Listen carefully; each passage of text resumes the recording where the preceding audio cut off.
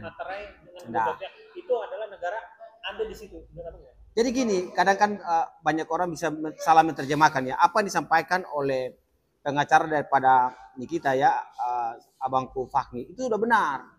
Jadi tidak selamanya harus ada meterai, ada perjanjian. Oh tidak. Jadi kalau suatu perjanjian, contoh saya dengan Anda bersepakat bahwa besok tanggal 15, saya transfer uang 2 miliar. Lalu ada disaksikan 2 orang, lalu diikuti dengan bukti transfer, itu perjanjian. Karena kalau kita mengacu ya dari sisi undang-undang dulu nih. Kalau dalam apa yang diatur dalam 1320 KUHP Perdata, kecakapan artinya bahwa orang-orang yang melakukan perjanjian itu salah satu unsurnya ya, syaratnya adalah orang yang sudah dewasa, orang sudah mengerti. Ya kan? Dan apalagi dengan buktikan bahwa ada transfer dan ada pemberian. Nah, itu sah. Gitu. Makanya saya bilang perkara ini jangan dipaksakan.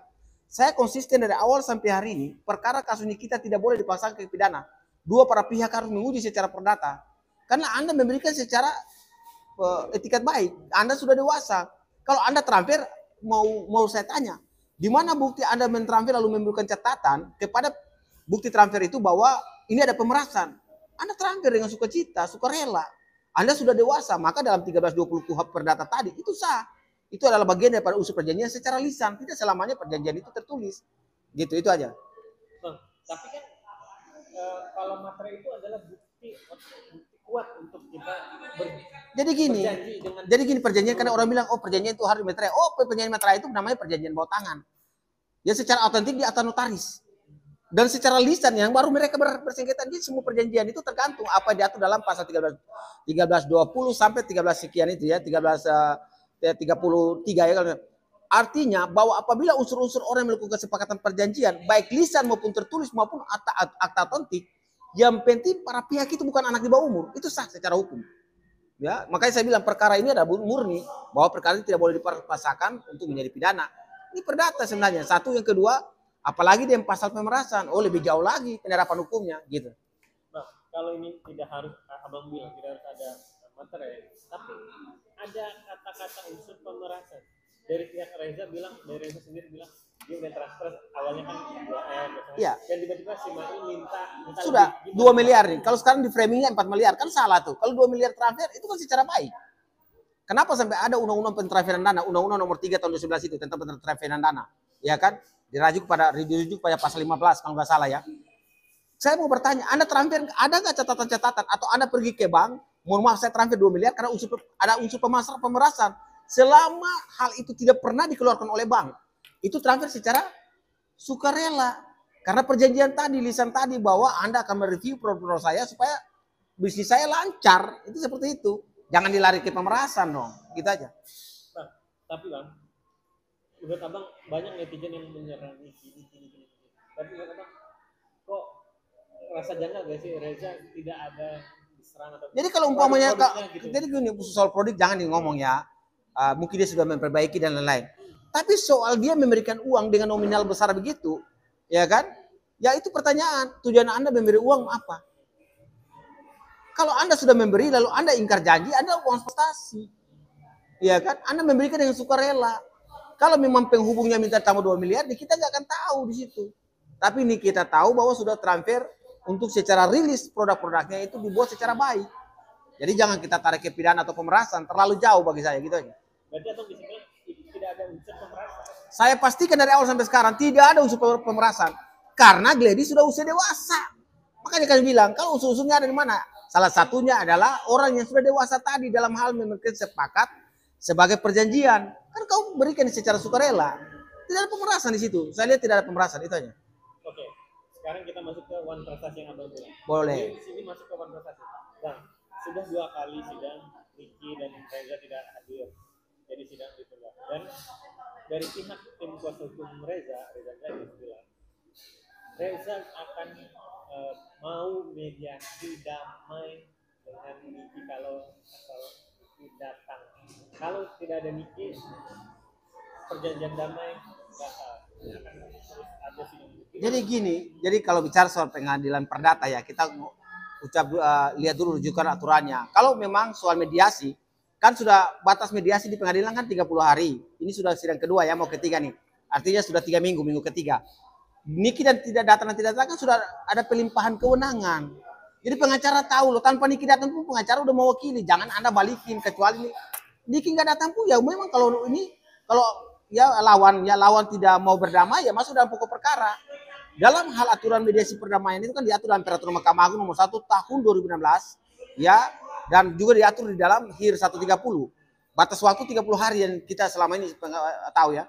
Kemudian dalam pokok mediasi itu para pihak silakan, para prinsipal datang nggak? Saya mau tanya, selama 2 kali hadir, prinsipal daripada Gladys itu datang atau tidak?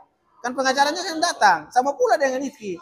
Nah, saya mau bagikan, selama kuasa itu memberikan untuk melakukan tindakan-tindakan mediasi, berbicara di dalam pengadilan, atau memberikan pelimpahan kewenangan sesuai dengan hukum perdata, itu sudah sah itu. Silakan Niki hadir dan tidak hadir, tetap perkaranya akan diperiksa sampai pada pokok perkara. Dan kita berdoa, semoga masuk dalam pokok perkara, yaitu pemeriksaan barang bukti. Apa barang bukti yang diperiksa? Saya mau bagikan ya, besok mereka akan isi jawaban, karena gugatan nih. Setelah mereka isi jawaban, pihak Niki akan mulai dengan replik. Kemudian lawannya kembali duplik. Nah, nanti masuk di barang bukti.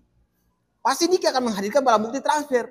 Tidak ada yang bertentangan dengan tidak ada unsur pemerasannya. Ditransfer secara sukacita berdasarkan ya peraturannya, Undang-Undang Transferan Dana nomor 3 tahun 2011 itu. Dari saat itu diketahui bahwa tidak ada unsur pemerasan. Tetapi klausalnya terpenuhi, yaitu secara itikat baik, pihak yang mentransfer uang ini bagian daripada unsur perjanjian. Ya kan, terkait dengan mungkin produk-produknya mau disampaikan secara halayak ramai, ya kan. Nah, ini yang perlu kita bagikan nanti pada saat pemeriksaan pokok perkara dan itu barang bukti nanti. Kalau sudah masuk di dalam barang bukti, mau dan tidak mau, Gladys juga harus hadirkan barang bukti, ya kan. Siapa yang mendalilkan, dia membuktikan. Kita pihak kita kan, ya dalam arti ya, Bang Fahmi akan membuktikan bukti-bukti dan bahkan ahli akan dihadirkan. Ahli IT pun akan dihadirkan.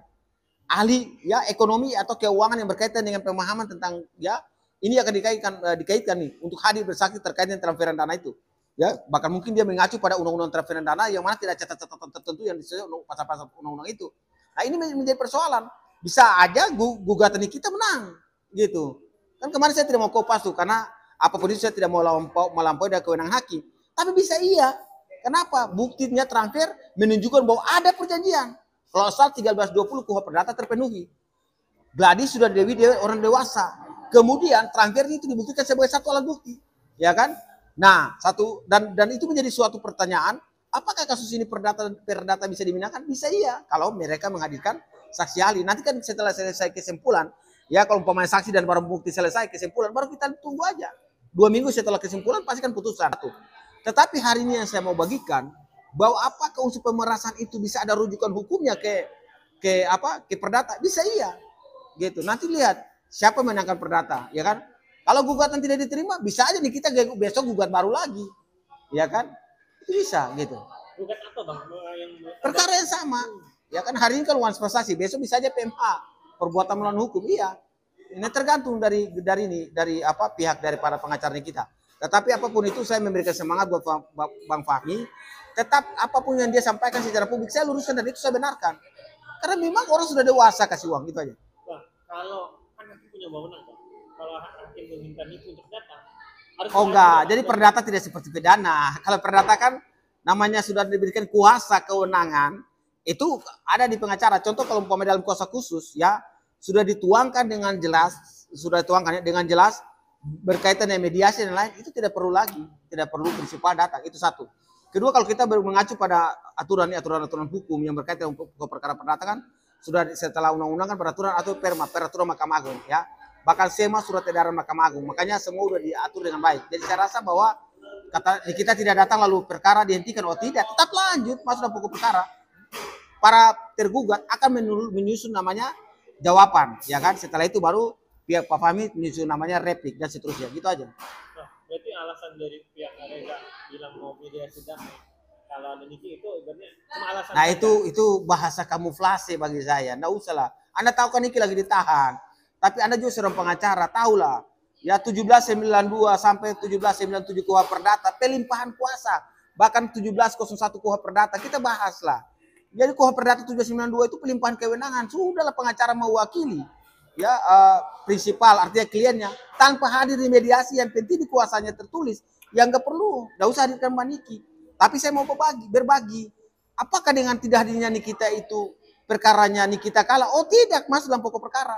Kalau sudah masuk dalam pokok perkara bisa aja Gladys yang salah. bisa aja kalah, bisa aja gugatan tidak diterima. Itu kan kita kembalikan kepada hakim, itu aja. Nah, terkait permintaan dari Niki transportasi permintaan 100 ini sebenarnya 100 ini hitung-hitungan dari mana sih Bang kalau kita sebagai Jadi gini, kalau hitungan kayak gitu kan itu ya saya nggak mau kopas ya, nggak enak ada tentang pengacara. Jadi imaterial itu berbeda. Material itu kerugian material. Contoh di kita dalam akumulasinya dia sudah dirugikan. Dia dikasih 4 miliar. Tapi secara materialnya dampak daripada dia ditahan selama sekian hari dia rugi 100 miliar. Atau dia rugi dalam 20 miliar. Nah itu material dia yang dia dirugikan. Dampak daripada perbuatan si pelapor. Ya kan? Itu materialnya. Nanti dia rincikan. Per hari biasanya dia berapa. Ya kan? Produknya dapat berapa. Atau dia waktu live berapa. Kemudian dia punya endorse berapa. Dihitung per harinya. Nah sudah berapa lama dia ditahan. Itu kerugian materialnya. Sedangkan kerugian imaterial sesuatu yang dapat dibuktikan. Yaitu bisa tuntutannya. Tetapi sesuai dengan pendapatan daripada si tergugat. Nah sekarang saya tanya, kalau pendapatan tergugat lebih dari 100 miliar, bisa nggak 100 miliar itu sebagai dasar imaterial dikabulkan? Bisa iya. Karena hari kan kita di provinsi satu Indonesia mau melakukan perampasan, pemerasan dan pengancaman. Pasal itu ya, pasal pemerasan dan pengancaman. Bisa aja tanda kutipnya hakim mempertimbangkan. Ini kan sesuatu sudah dibuktikan, ya kan? Kemudian kita bisa merujuk kepada aturan hukum lainnya. Jadi saya rasa bahwa pengadilan perdata nanti uji itu skill para pengacara untuk mengungkap kebenaran hukum di situ. Itu aja. Bang, terakhir dikit. Tapi Bang Fahmi bilang kan pada sudah ngaji cara berprestasi banyak. Berprestasi salah. Tapi kemarin yang ngomong lagi itu dinilai kecil. Jadi masih harusnya lebih besar lagi. Jadi gini kan Bang Fahmi kan hitung materialnya berapa, imaterialnya berapa. Jadi kalau umpamanya imaterial 1 triliun pun hak daripada penggugat. Tetapi apapun itu harus melihat dan rujukan sesuai dengan aturannya.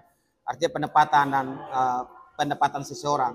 Jadi apapun itu ya nanti kita lihat ya biasa rata-rata kan imaterial itu mungkin dari 1000 kasus hanya 2 kasus yang dikabulkan. Tapi materialnya ya saya harus juga jujur. Tapi rata-rata materialnya yang dikabulkan. Jadi karena sudah ada aturan tertutup ya artinya yang mengatur para hakim dalam hal memutuskan atau mengadili. Karena hari ini kan sejak adanya SEMA Perma terkait dengan PS atau pemeriksaan setempat. Nah sekarang pertanyaan PS bisa nggak dilakukan? Ya bisa. Hakim bisa aja turun lihat oh ya persoalan berkaitan pendapatan Niki, kemudian bisa aja melihat uang miliar itu kan, bisa aja seperti itu dan itu namanya pemeriksaan setempat dan kita lihat aja nanti perkembangan perdatanya. Apapun itu kalau mediasinya besok, kalau contoh saya sebagai tergugat atau sebagai penggugat, kita anggap bahwa mediasi batal, ya udah batal. Tapi nanti tunggu 30 hari masuk ke pokok perkara itu aja. Bang, terakhir, Abang masih meyakini Niki dikriminalisasi? Kalau soal meyakini Niki dikriminalisasi kan sekarang sudah P21 ya kan hakim yang memutuskan. Tetapi apapun itu penerapan hukum kepada kita saya rasa bahwa itu cacat ya bagi saya. Jadi jangan saya selalu bilang pasal tambahan, pasal suanggi, pasal setan dijadikan untuk kurung orang tidak boleh. Negara ini negara hukum tapi dalam hal menerapkan hukumnya jangan terlalu jahat gitu. Makanya saya bilang Niki ini pidana pokoknya apa? Hampir hari ini kan saya mau tantang penyidik atau polisi. Pidana pokok Nikinya apa? Kok tiba-tiba pidana pokoknya pemerasan dan pengancaman berpindah ke undang-undang dan lainnya. Biar TPPU jangan. Gitu. Tidak boleh seperti itu. Apapun itu negara ini adalah negara hukum. Rujukan sesuai dengan apa yang disampaikan oleh pelapor. Gitu. Ada aturan-aturan lainnya. Cuma nggak enak kalau saya terus mengkritik dalam pasal-pasal itu. Tetapi yang saya bagikan, kalau memang Niki punya pengacara kita dalam arti tegas dan keras di pengadilan nanti, dalam hal ini mereka yang dalam ini kan beban pembuktian ada kan pada jaksa penuntut. Ini saksi ahlinya akan dikopas. Saksi ahli yang dilimpahkan dari penyidik dilimpahkan ke jaksa, nanti dikopas itu.